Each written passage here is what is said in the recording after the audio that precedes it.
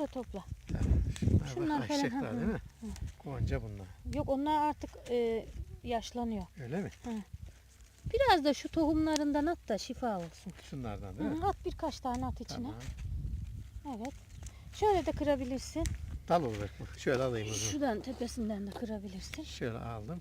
Tamam öyle de olabilir. Bugün dağlardayız, doğudayız. Şimdi de gül fatma toplayacağız. Gül fatmayı hemen hemen herkes bilir. Gül fatmayı toplayacağız, toplamasına da güneşte toplayacağız. Çünkü bu çiçekler gece kapanıyor, gündüz açılıyor.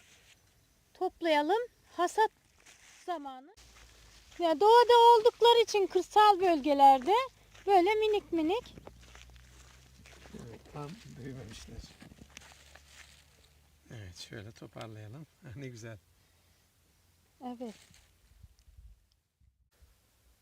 Bu gül fatmaların boyları toprağı kuvvetli olursa bu kadar uzayabiliyor.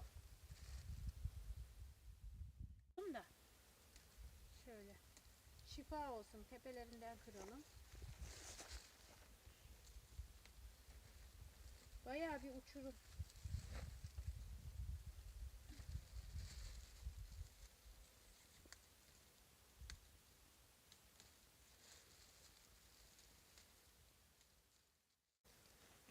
Görüyor musun? Evet, çok yapışıyor. Çocukken de biz böyle oynardık. Ha, Oynadığımız çiçek meresem bir şifa kaynağıymış. Bilmiyoruz o zaman tabii ki de. bak yapıştı kaldı ha, düşmüyor. Yok düşmez hiç. Bak böyle burasını ayırırdık. Şurasını. Ha. Nasıl yapardık burasını? Şuradan ikisinin arasından Ha, açılıyor.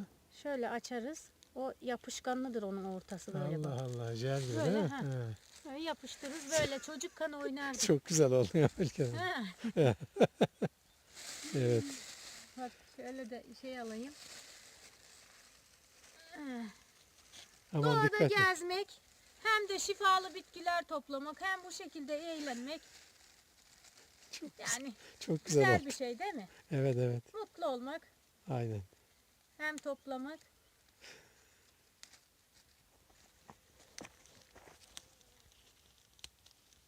Bak ne güzel renkler var Ülke Hanım ya. Bak bunun bir beyaz rengi olur. He. Bu şekilde çok açık pembe olur. Bir de koyu gibi mor olur. Bir de pes pembe gül rengi olur. Allah Çeşidi Allah. çoktur. Çok çeşitli. Toprağı bu şekilde kuvvetli yerde olursa boyları bu kadara ulaşır, daha da yüksek olur. 2,5-3 metre boyunda değil mi? Olur.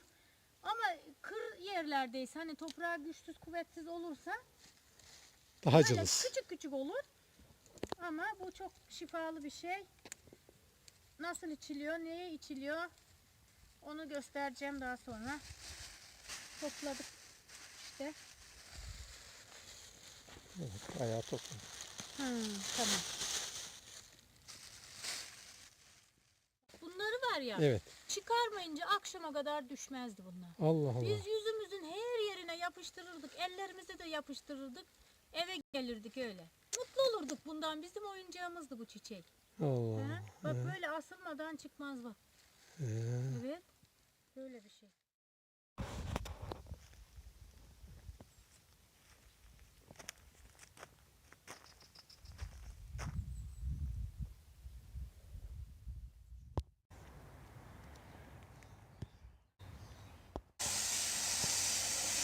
Topladıktan sonra iyice yıkayacağız.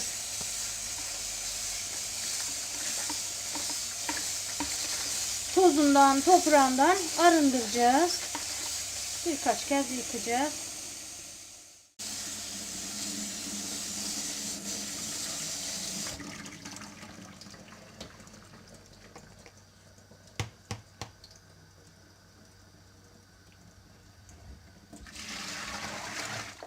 Suyu süzülsün burada. Suyu süzüldükten sonra bir bezin üzerine sereceğiz. İyice kuruyacak. Kalbimiz hak diyesiye kadar kurutacağız. Kuruyan hatmi gülleri kavanoza koyacağım. Ağzını sıkacağım. Kışın öksürükte, soğuk algınlığında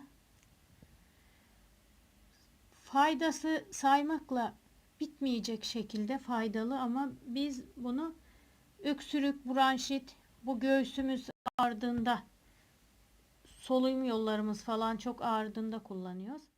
Biz kurudu.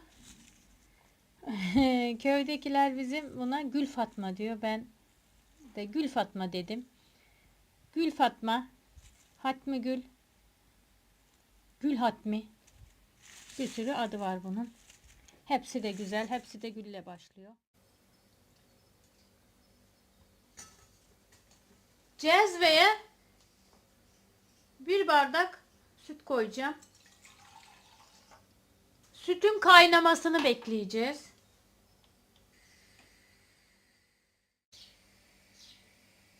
Süt kaynamaya başladı.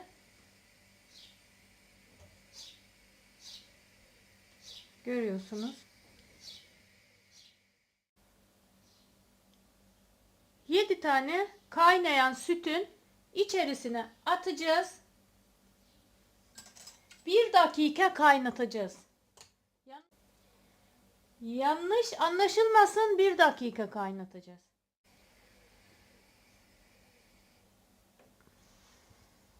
Kıstım altını.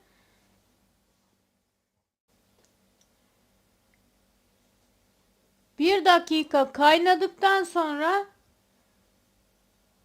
ateşi kapatacağız.